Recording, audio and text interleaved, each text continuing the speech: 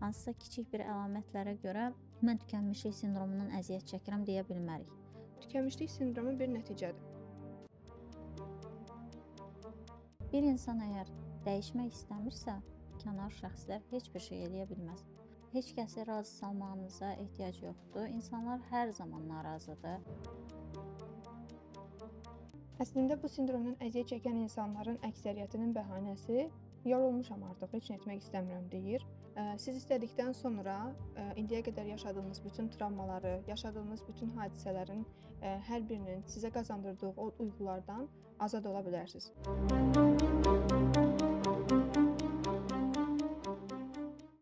Hər vaxtınız xeyir olsun. Hər həftə olduğu kimi bu həftə də psixoanalizdəyik. Bugün mövzumuz tükənmişlik sindromudur. Zəhra ilə birlikdə psixoanaliz edəcəyik. Xoş gördük Zəhra. Hər vaxtın xeyir olsun Ülviyə. Son zamanlar insanlar tükənmişlik sindromunu daha çox istifadə eləyir. Elə bir şeydən yorulan kimi özünü bu gün yaxşı hiss etmirsə, deyir ki, mən tükənmişlik sindromundayam. Ümumiyyətlə nədir tükənmişlik sindromu və insanlar bunu necə ayırd etsinlər ki, gündəlik olaraq depressiv bir vəziyyətdədirlər, yoxsa həqiqətən də tükənmişlik sindromu yaşayırlar? Tükənmişlik sindromu müasir cəmiyyətdə artan stressin, uzunmüddətli gərginliyin və psixi pozuntuların əlaməti olaraq, bir nəticəsi olaraq görülür. İlk dəfə Herber 1974-cü ildə tükənmişlik sindromunu araşdırırdı, analiz eləyirdi və o elə bir qənaətə gəlmişdi ki, tükənmişlik sindromu təkcə xarici faktorlardan deyil, eyni zamanda daxili konfliktlərdən qaynaqlı olaraq da baş verir. Ən kiçik bir problem də, işdəki gərginlikdə belə mən artıq tükənmişlik sindromuna tutulmuşam deyə adlandırırlar. Tükənmişlik sindromunun simptomlarına nəzər yetirək. Fiziki, emosional və koqnitiv simptomları olur. Fiziki simptomlara yuxusuzluq, yorğunluq, immun sisteminin zəifləməsi, emosional simptomlara depressiya, əsəb, stress bunlar aiddir və koqnitiv simptomlara isə diqqət dağınıqlığı, qərarsızlıq bunlar aid edilir. Burada nəzər yetirməmiz olan əsas məsələ var ki, bu simptomlar hər kəsdə ola bilər. Hər kəs yorğun ola bilər, gərgin ola bilər, əsəbi ola bilər, depressiv ola bilər. Biz aydınlaşdırmalıyıq ki, bu simptomlar hansı dərəcədə olanda həmin şəxs bilməlidir ki, tükənmişlik sindromudur. Tükənmişlik sindromu əslində bir nəticədir. Bir insan axşam yatdı, səhər oyandı, mən tükənmişlik sindromundayam deyə bilməz. Bu bir prosesdir əslində. 6 ay, 12 ay müddətində maksimum bu insan iştahsızlıq yaşamalıdır, yuxusuzluq yaşamalıdır, əvvəlki kimi həvəsi olmamalıdır, çox emosional biri olmalıdır. Yəni hər bir şeyə reaksiya verməsi, oturub birdən-birə olmayacaq bir sözə ağlaması və ya gülməsi. Yəni bu kimi şeylər əslində 6 ay müddətində davam etməlidir ki, bir insan özünə bu diaqnozu qoya bilsin və çox yanlış bir yanaşmadır ki, bu. Bir insan deyir ki, bu 6 dənə əlamət məndə varsa, öz-özünə diaqnoz qoyur, bir sözlə belə deyək. Mən tükənmişlik sindromundan əziyyət çəkirəm, depressiyadan əziyyət çəkirəm. Bir insan psixoloqun diaqnostikasında olduğu zaman daha dəqiq diaqnoz əldə edə bilər. Amma bir insan əgər yaşadığı müddətcə daha çox basdırdığı duyğular varsa, ağlamaq istəyəndə ağlaya bilmirsə, demək istəyəndə deyə bilmirsə sözünü, özünü müdafiə edə bilmirsə, özgüvən əksikliyi yaşayırsa, ailədə həmin insanlar həmin şəxsi gözümçıxdıya salırlarsa, yəni onu görməzdən gəlirlərsə, daima bir insan özünü isbat etmək çabasında özünü görürsə, inanırsa ki, bu insan həyatda heç bir şəkildə uğurlu bir insan deyil. Bu zaman artıq yavaş-yavaş özünü isbat edə bilmədikcə insanlara, ailəsinə, ətrafındakı insanlara, qurduğu ailəyə, yəni həyat yoldaşına və artıq bir insan yavaş-yavaş başlayır burada tükənməyə.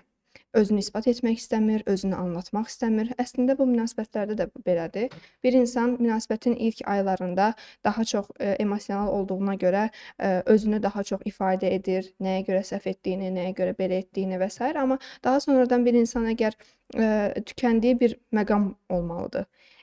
Tüklənə demişkən bardağı taşıran son damla belə bir ifadə var. Bir insan daima günahlandırılırsa, etdiyi hərəkətlər görülmürsə, uğurları qeydə alınmırsa, özünü isbat edə bilmirsə, hər bir mövzuda günah keçisi o həmin şəxs görünürsə, hə, o zaman bu insanlar yavaş-yavaş bir müddətdən sonra hər bir şeydən yorularaq həyatın mənasını tapa bilmirlər, özlərini ifadə etmək istəmirlər. Ümumiyyətlə heç yataqdan bəzən olur ki, çıxmağa belə halları olmur. Bu zaman biz həmin insanlara tükənmişlik sindromuna ehtimalı ola bilər deyə bilərik. Yəni bunu izləyicilərimiz yanlış anlamasın. Əgər bu əlamətlər özünü göstərirsə sizdə, tükənmişlik sindromu diaqnozunu biz burdan qoymağımız düzgün deyil. Bunun üçün daha dəqiq məlumat almaq istəyirsinizsə təbii ki, psixoloq mütəxəssis diaqnostikasından keçməlisiniz. Tükənmişlik sindromu yaşı nə qədərdir? Bir insan neçə yaşdan sonra daha çox bu sindromdan əziyyət çəkə bilər? Əslində bütün bu proseslər erkən uşaqlıq dövründən başlayır. Çünki uşaq valideyni razı salmağa çalışır.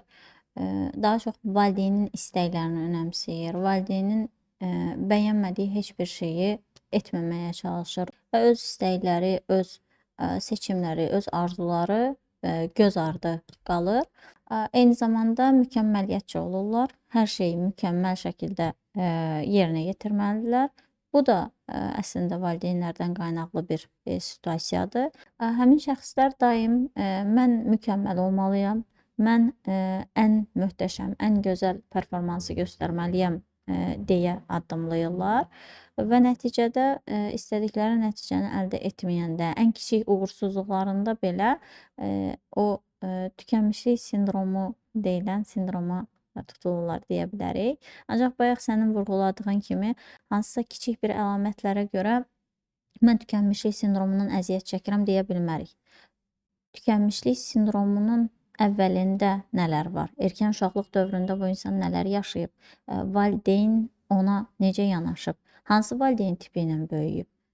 Valideyn mükəmməliyyətçi mi olub? Valideyn liberal olub? Valideyn demokratik ailə tipi ilə mi böyüdüb o uşağı? Bütün bunlar böyük bir əhəmiyyət kəsb eləyir. Biz qeyd elədik ki, tükənmişlik sindromu bir nəticədir. Müxtəlif psixoloji problemlərdən qaynaqlı olaraq tükənmişlik sindromu ortaya çıxır. Bunlardan biri də depressiyadır. Biraz da depressiya ilə tükənmişlik sindromu arasındakı əlaqədən danışmaq istəyirəm. Bəli, depressiyada da özünü göstərir. İştahsızlıqdır, yuxusuzluqdur, həvəsin ölməsidir, heç bir şey etmək istəməməsidir və s. Amma tükənmişliklə arasındakı fərqə baxdığımız zaman hər ikisinin də oxşar cəhəti budur ki, uşaqlıqdan gəlir. Birdən-birə biz depressiyaya düşmürük, birdən-birə tükənmişlik sindromundan əziyyət çəkmirik biz. Aralarındakı isə tək fərq dediyimiz kimi bu bir nəticədir. Yəni bir insan depressiv pozuntuda da ola bilər, depressiv pozuntunu yaşaya da bilər. Eyni zamanda depressiyada ola da bilər. Depressiv pozuntu odur ki, yəni bir insan əgər 6 əlamətdən 3-ünü daşıyırsa, depressiv pozuntudan əziyyət çəkə bilər. Amma 6-sını da daşıyırsa, o zaman depressiyada da deyə bilərik. Və yaxud bu aralıq 6 ay müddətində, 12 ay müddətində davam edirsə və eyni zamanda biz nə üçün işləməkdən bu qədər tükənirik? Biz nə üçün münasibət yaşamaq istəmirik? Bəzən olur ki, heç özümüzü anlatmaq istəmirik və yaxud fərqli bir nələrsə etmək istəmirik. Həmin o duyğuya ad verdiyimiz zaman mən hansı duyğunu yaşayıram? Yəni bir şeydən yorulmaq, bəli, hər bir insanın haqqıdır. Nələrsə edir, bir dənə uğursuzluq yaşayırsa, o zaman özünə qapılmalı deyil və daha çox tükənmişlik sindromunu əziyyət çəkən insanlar özünə qapanıq insanlardır. Artıq heç bir şəkildə danışmaq istəmir, rəfiqələrlə əvvəl kimi görüşmür, şəhərə çıxmır, özünə baxmır. Bəzən olur ki, makiyajsız gəzir, baxımsız olur və bunların hər biri sindromun əlamətləridir. Eyni zamanda bir insan hər hansısa bir xəstəlikdən sonra da ola bilər tükənmişlik sindromundan əziyyət çəksin. Məsələn, hamiləlikdən sonra ola bilər. Böyük bir travma yaşadıqdan sonra qəza keçirə bilər, valideynlərini itirə bilər, həyat yoldaşını itirə bilər və yaxud sevgilisindən ayrıla bilər. Həm psixoloji baxımdan, həm fiziki baxımdan həssas dövrdən keçirsə, bu zaman tükənmişlik sindromundan əziyyət çəkə bilər. Yəni bu əlamətlər özünü göstərirsə təbii ki. Tükənmişlik sindromunun nə olduğu haqqında danışdıq, simptomlarından danışdıq. İndi isə tükənmişlik sindromundan necə qurtulmaq olar? Biraz da buna nəzər yetirək. Bu sindromdan azad olmaq üçün ediləcək müəyyən mərhələlər var. Əvvəlcə təbii ki, özləri həll etmək üçün nələrsə etməlidirlər. Nəfəs məşqləri edə bilərlər. Bu tükənmişlik sindromunun ilk başlandığı vaxt nələr yaşadıqlarını analiz eləyə bilərlər və ən vacib olanı isə mütəxəssis dəstəyi almaqları önəmlidir. Çünki tükənmişlik sindromu dediyimiz kimi bir nəticədir və bu nəticəyə gələnə qədər nələr baş verib, hansı psixi pozuntulardan əziyyət çəkiblər, bunlar aydınlaşdırılmalıdır ki, səbəb bilinsin və sindromun aradan qalxması üçün terapiya texnikaları tətbiq olunsun. Burada koqnitiv davranış terapiyasından istifadə oluna bilər. Bayaq qeyd etdiyimiz kimi nəfəs texnikalarından istifadə oluna bilər. Bəzən olur ki, həmin insan bu sindromdan əziyyət çəksə də və yaxud heç əziyyət çəkməsin, sadəcə bir neçə əlamətlər özünü göstərsin, ondan qurtulmaq belə istəmir. Yəni özünü yormaq istəmir, nələrsə etmək istəmir. Bəzən olur ki, qəbullanmağa keçir həmin insan ki, hə, yorulmuşam. Bəzən olur ki, biz seanslar əsnasında da görürük ki, bir il müddətində işləməyən, bir il müddətində evdən çölə çıxmayan xanımlarımız var, bəylərimiz var. Sanki bunlar bir bəhanədir. Yəni bəhanə olaraq dediyimiz, bundan qurtulmaq üçün hər hansısa bir addım atmırlar. Bu sindroma yenilməyi daha çox seçirlər və eyni zamanda bununla çaba sərf edim, nələrsə edim, qalib gəlim. Bu kimi hallar yaşanmır. Əslində bu sindromdan əziyyət çəkən insanların əksəriyyətinin bəhanəsi yorulmuşam artıq, heç nə etmək istəmirəm deyir. 20'li yaşlarda da biz bunu görürük, 25'li yaşlarda da, 30'lu yaşlarda da. Hətta daha çox bu sindromu 40'lı yaşlardan sonra daha çox görürük. Çünki bir insan əgər uğur əldə etmək istəyib, amma uğur əldə edə bilməyibsə, hər hansısa bir deneyimləri olub onu bacarmayıbsa, həmin insanlar artıq etdiyimi etdim, əlimdən gələn budur, artıq mən təslim oluram deyərək 40'lı yaşlardan sonra daha bir mənasızlaşmış həyat yaşayır. Bu da təbii ki, həmin sindromun içərisində olan proseslərdəndir. Biz bu əlamətləri sayırıq, sadəcə bununla kifayətlənmir təbii ki, bundan sonraki dönəmlərdə var. Amma bu insan ən azı qalib gəlməsi üçün hazırdırmı? Və yaxud istəyirmi həqiqətən bu vəziyyətdən çıxmağı? Yoxsa elə mən bu sindromdan əziyyət çəkirəm, mən depressiyadayam, depressiv pozuntudan əziyyət çəkirəm və yaxud da mən hər şeydən yorulmuşam, artıq etmək istəmirəm, uğursuzam, bunu qəbullanıram. Hətta uğursuzam deyən xanımlarımız, bəylərimizin belə qulağında bir valideyn cingiltisi var. Yəni valideynin səsi var əslində. Çünki sən hər zaman uğursuzsan deyilir, sən hər zaman əlini atdın, bir iş görə bilmədin, uğursuzsan, yenə də alınmayacaq, yenə də edə bilməyəcəksən deyə böyüdülən bir şəxs təbii ki, daha sonra 25'li yaşlarda bir uğursuz hərəkəti olanda bu sindroma tutula bilər. Bir insan əgər dəyişmək istəmirsə, onun üçün kənar təsirlər, kənar şəxslər heç bir şey eləyə bilməz. Bir neçə dəfə fikir bildirə bilər yaxınları, məsləhət verə bilər, özünün üçün nələrsə et deyə bilər, amma nəticə olaraq tükənmişlik sindromu şəxs özü cəhd etmədiyi təqdirdə bitməyəcək. Bayaq qeyd elədin ki, tükənmişlik sindromundan əziyyət çəkən insanlar daha çox özlərini ifadə etməlidirlər. Əslində problemin həlli üçün başlanğıc nöqtə ilə özlərini ifadə eləməkdir. Deyirsən ki, özünü ifadə etmək, özünü ifadə etmək, amma yaşadığı bir vəziyyətlər hər hansısa bir o duyğuya ad verə bilmirlərsə, mən hansı duyğunu keçirdirəm? Bunun üçün ən azından bir vərəq, qələm götürürsüz. Yaşadığınız situasiyanı son 3 aya görə, daha sonra son 6 aya görə hansı duyğunu yaşayırsınız, nələri etmək istəyirsiniz, nələri etmək istəmirsiniz? Yaşadığınız situasiyaya bir ad verin və ondan sonra. Çünki biz əlamətləri sadaladıqca deyirsiniz, depressiyanı oxuyanda deyirsiniz depressiyadayam, tükənmişliyi oxuyanda deyirsiniz ki, tükənmişlikdəyəm və buna görə də əgər mütəxəssis yanına müraciət edə bilmirsinizsə, o zaman son 3 aya və 6 aya nəzər yetirin. Mən hansı duyğunu yaşayıram? Hansı perioddan keçirəm? Nələri sevirəm, nələri sevmirəm? Hansı sözlərə daha çox reaksiya verirəm? Bəzən olur ki, pasientlər şikayət edirlər ki, mən adi bir sözə oturub ağlayıram və yaxud da ki, özümü yaxşı hiss etmirəm. Birdən-birə harasa dalıb getdiyimi fərqinə varıram. Yarım saat müddətində, 40 dəqiqə müddətində hər hansısa bir nöqtəyə sadəcə baxaraq qalıram və bunların hər biri təbii ki, sindromun əlamətlərindəndir. Birinci növbədə meditasiyada, nəfəs terapiyasıda bunu etməmişdən qabaq bir insan yaşadığı duyğuya baxmalıdır və eyni zamanda hər bir insan yorğunluq yaşaya bilər, hər bir insan tükənmişlik sindromunda əziyyət çəkə bilər. Yəni bu bir val deyilən bir xəstəlik deyil və yaxud da çarəsi olmayan xəstəlik deyil. Mütləq bunun üzərinə düşmək lazımdır. Ağır fəsadları olacaq. Bu nə zaman deyə bilərik bunu? Əgər bir insan 2 il müddətində, 3 il müddətində bundan əziyyət çəkirsə, yəni 2 il müddətində sadəcə yerində sayırsa, işinlə bağlı heç bir şey düşünmürsə, gününü sadəcə plansız yaşayırsa, həyat ona nə gətirir deyə yaşayırsa, hə, bu zaman həyəcan təbili çalmaq olar təbii ki.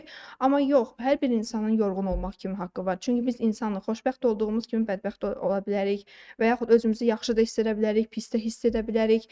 Eyni zamanda bu gün səhər-səhər oyanmaq istəmirəm, 11-ə qədər, 12-yə qədər yatmaq istəyirəm, bu gün işə getmək istəmirəm və yaxud da bu gün istirahət etmək istəyirəm deyə, yanaşmaq da bizim haqqımızdır.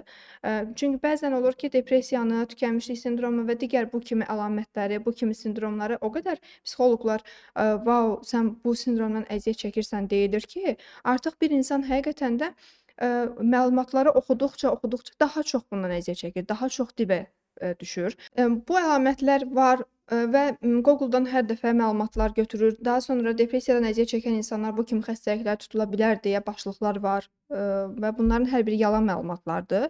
Və bunun üçün bir insan artıq oxuduqca daha çox dibə düşür. Daha çox motivasiya əldə etmək istəmir, motivasiya verici heç bir şeyə baxmır və bunun tam əksini etməliyik əslində. Yəni bu sindromdan azad olmaq üçün, depressiv moddan çıxmağımız üçün isə biz, tam əksini etməliyik.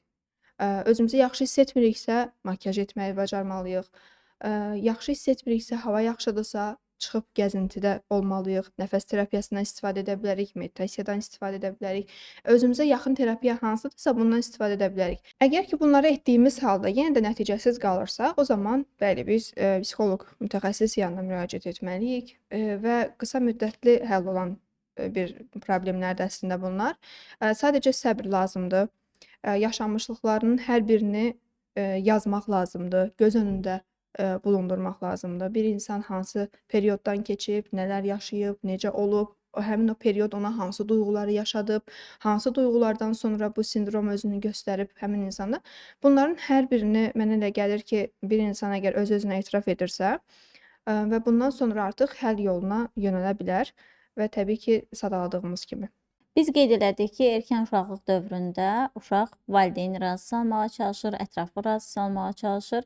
İzləyicilərimizə demək istəyərdim ki, heç kəsi razı salmağınıza ehtiyac yoxdur. İnsanlar hər zaman narazıdır. Tək sizdən deyil, ümumiyyətlə narazı insan tipləri var ki, istənilən situasiyada hər bir mövzuda öz narazılıqlarını bildirirlər. Ona görə də özünüzü insanlara sübut etməyə, özünüzü onlara bəyəndirməyə çalışmayın. Yeganə məmnun etməli olduğunuz şəxs özünüzsüz. Günün sonunda özünüzdən məmnunsunuzsa, geriyə qalan insanların nə deməsi, sizi bəyənib bəyənməməsi önəmli deyil. Bununla da bir psixoanalizin də sonuna gəldik. Zəhra, demək istədiyin başqa bir şey varmı? Tükənmişlik sindromunda yaşaya bilərsiniz, depressiv, vəziyyətdə də ola bilərsiniz, depressiyada da ola bilərsiniz. Bununla həyatın sonu deyil. Bunun üçün hər zaman bir çıxış yolu var. Yetər ki, siz istəyin. Siz istədikdən sonra, indiyə qədər yaşadığınız bütün travmaları, yaşadığınız bütün hadisələrin, hər birinin sizə qazandırdığı o duyğulardan azad ola bilərsiniz. Bu günlük də bu qədər. Sağ olun, salamat qalın.